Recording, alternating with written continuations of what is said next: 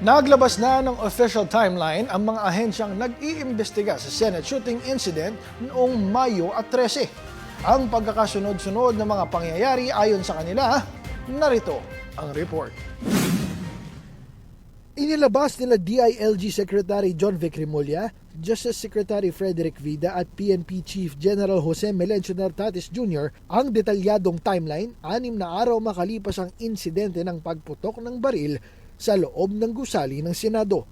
Dakong 7:45 ng gabi, naiulat ang putok ng baril sa loob ng gusali, kasunod ng tensyon sa pagitan ng mga security personnel at NBI agents sa hallway.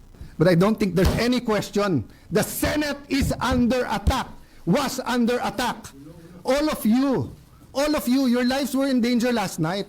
Matapos ang insidente, nagsagawa ng clearing operation ng PNP habang mariing itinanggi ng NBI na may kinalaman ng kanilang mga tauhan sa insidente.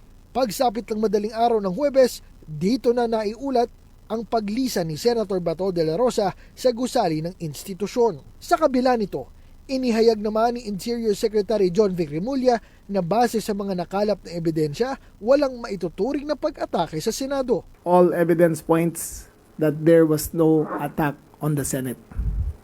I would like to repeat, all evidence points that there was no attack on the Senate.